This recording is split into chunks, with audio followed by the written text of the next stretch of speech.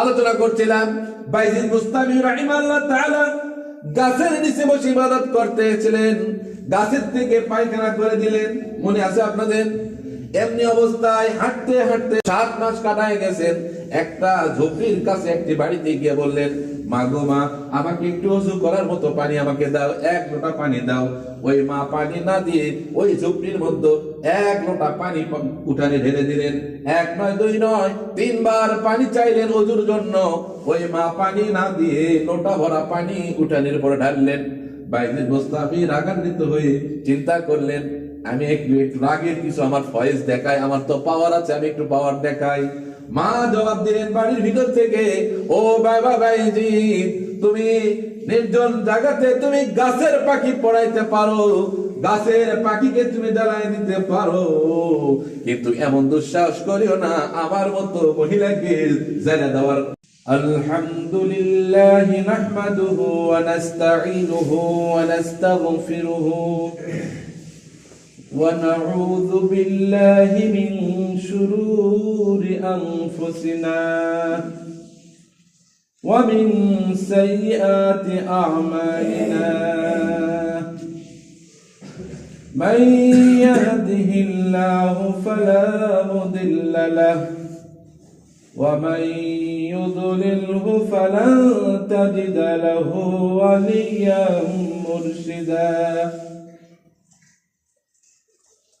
اللهم صل على سيدنا ونبينا وشفيعنا وحبيبنا وحبيب طبيبنا وطبيب قلوبنا وأولانا وسيدنا حبيب المرسلين وخاتم الأنبياء والمرسلين صلى الله عليه وعلى آله وأصحابه نجوم الطريق الأمم. قال الله تعالى في كلامه المجيد والفرقانه الحميد: أعوذ بالله من الشيطان الرجيم. بسم الله الرحمن الرحيم. وقضى ربك ألا تعبدوا إلا إياه وبالوالدين إحسان إما يبلغن عندك الكبر أحدهما أو كلاهما فلا تقل لهما أف ولا تنهرهما وقل لهما قولا كريما. وقال النبي صلى الله عليه وسلم: رضا الرب في رضا الوالدين وسخطه في سخطها.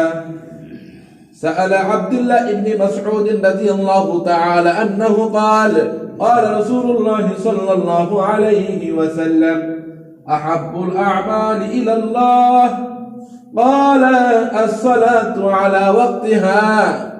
وقال الثانية قال بر الوالدين، أو كما قال عليه الصلاة والسلام. وقضى ربك ألا تعبدوا إلا إياه وبالوالدين إحسانا. তোমরা পিতা মাতার সঙ্গে সৎ ব্যবহার করো, এটা তোমাদের জন্য হুকুম, এটা তোমাদের উপর আবশ্যক।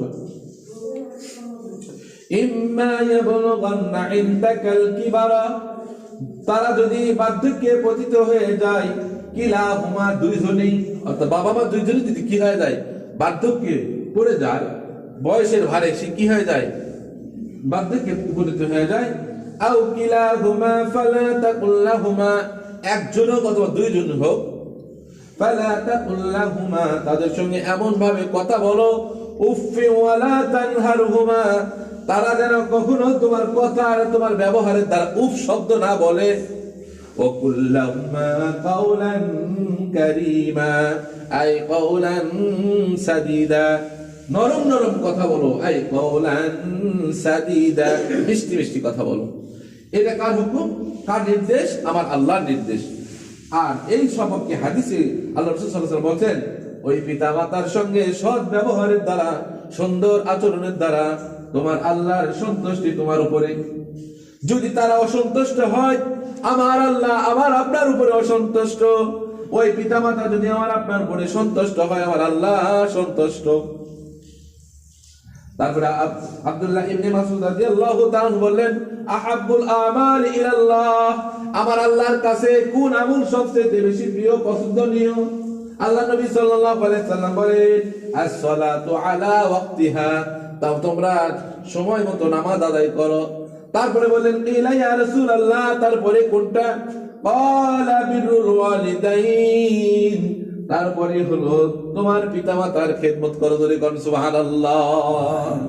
আল্লাহর ইবাদত করার পরে, আল্লাহর হুকুম পালন করার পরে পিতামাতার হক, জোরে বলুন সুবহানাল্লাহ। আজকে আমাদের সেই পিতামাতা, সেই বাবা মা আমাদের কাছে লাঞ্ছিত হয়, সেই পিতামাতা আমাদের কাছে নত হয়ে যায়। আজকে এমন পরিস্থিতির শিকার আমরা হয়েছি। ধর্মীয় শিক্ষার দ্বারা যদি বড় হয়ে যায়, এই সন্তান বাবা মার সঙ্গে কথা বলতে চিন্তা করে, বাবা মা যেন কষ্ট না পায়। ইসলামী শিক্ষায় যখন ছেলে শিক্ষিত হয়, মা বাবার সঙ্গে কথা বলতে সে হিসাব করে কথা বলে, না জানি কোন কথার দ্বারা বাবা মা কষ্ট পায়। আর সন্তান যখন অনেক উপরে চলে যায়, তার মধ্যে ধর্মের কোনো লেশ থাকে না, ধর্মীয় জ্ঞান তার মধ্যে থাকে না, তখন পিতা মাতা চিন্তা করে, বাবা মা চিন্তা করে, ছেলের সঙ্গে কোন কথা বললে বাবা মন খারাপ করে, ভয় ভয়ে কথা বলে। বাবা ছেলের সঙ্গে কথা বলতে ভয় পায়, না জানি কোন সময় ধমক দিয়ে বসে, বাবাও ভয় পায়। আর যখন ধর্মীয় শিক্ষায়, ইসলামী শিক্ষায় শিক্ষিত হয়ে, এলিমের দ্বারা তার আলোকিত হয়ে যায়, তখন সন্তানই বাবার কাছে ভয় করে। সন্তান চিন্তা করে যে কোন কথার দ্বারা আমার বাবা কষ্ট পায়, আমার মা কষ্ট পায়। আলোচনা করছিলাম, বাইজিদ বুস্তামি রাহিমাহুল্লাহ তাআলা গাছের নিচে বসে ইবাদত করতেছিলেন, গাছের থেকে পায়খানা করে দিলেন, মনে আছে আপনাদের? এমনি অবস্থায় হাঁটতে হাঁটতে 7 মাস কাটায় গেছেন। একটা ঝোপড়ির কাছে একটি বাড়িতে গিয়ে বললেন, মা গো মা, আমাকে একটু ওযু করার মতো পানি আমাকে দাও, 1 লোটা পানি দাও। ওই মা পানি না দিয়ে ওই ঝোপড়ির মধ্যে 1 লোটা পানি উঠানে ঢেলে দিলেন। 1 নয় 2 নয় 3 বার পানি চাইলেন ওযুর জন্য। ওই মা পানি না দিয়ে লোটা ভরা পানি উঠানের উপর ঢাললেন। বাইজিদ বুস্তামি রাগান্বিত হয়ে চিন্তা করলেন, আমি একটু রাগের কিছু আমার ফয়েজ দেখাই, আমার তো পাওয়ার আছে, আমি একটু পাওয়ার দেখাই।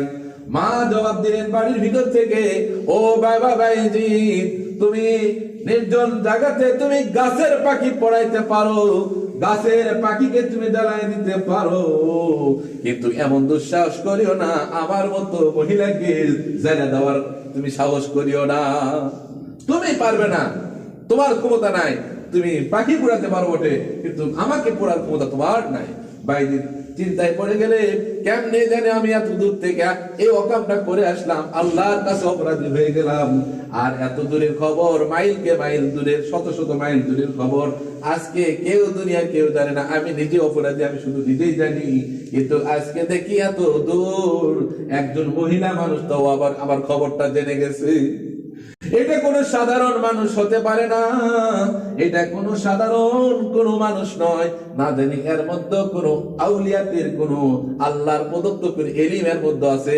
জিজ্ঞাসা করলেন, মা আমি প্রশ্ন করতে চাই গো মা, তুমি এই এলিমকে আপনি অর্জন করেছো গো মা? আর একটা প্রশ্ন করতে চাই গো মা, আমি ওযুর পানি চাইলাম, তুমি ওযুর পানি আমাকে না দিয়ে কেন উঠানে ঢাললে, বারান্দা ঢেলে দিলে? কয়টা প্রশ্ন করলেন? 2টা প্রশ্ন। একটা হলো এত দূরের খবর আপনি কেমনে করে জানলেন? আর আমি চাইলাম ওযুর জন্য 1 বদ্দা পানি, 1 বদ্দা পানি না দিয়ে 3 বদ্দা পানি আপনি উঠানের পরে বারান্দার উপর ঢেলে ফেলে নষ্ট করে দিলেন। এটা কারণ কি আমি একটু জানতে চাই। সংক্ষেপ আলোচনা, ওইদিকে আলোচনা লম্বা হয়ে যায়। মূল কথার এর ব্যাখ্যা হলো যে উনি বললেন যে আমি আমার স্বামীর সঙ্গে খেদমত করতাম, আমি স্বামীর খেদমত করছি, স্বামী আমার খুব খুশি। আর কি করতাম? 5 ওয়াক্ত নামাজ সময় মতো আদায় করতাম। as-salatu ala waqtiha, আমি ওয়াক্ত মতো নামাজ পড়তাম। আর কি করতাম? বলছে আমি যখন বাবার বাড়িতে ছিলাম, বিবাহর আগ পর্যন্ত আমি আমার পিতা মাতার খেদমত করতাম। এই কয়টা কারণে আল্লাহ পাক আমাকে এত এই পর্দা দিয়েছেন। মূল কথা হলো আল্লাহ নবী সাল্লাল্লাহু আলাইহি সাল্লামের হাদিস অনুযায়ী ইদার রব্বি ইদাল ওয়ালিদাইন, আল্লাহ রব্বুল আলামিন বলেন আমি খুশি হব ওই বান্দার প্রতি যে বান্দার প্রতি তার পিতামাতা রাজি, আর আমি আল্লাহ নারাজ হব ওই সন্তানের প্রতি যে সন্তান পিতামাতার উপরে নারাজি। এমন সন্তান আমাদের মাঝে আছে, বাবা মার সম্পর্কে কোনো অভিযোগ করা যাবে না।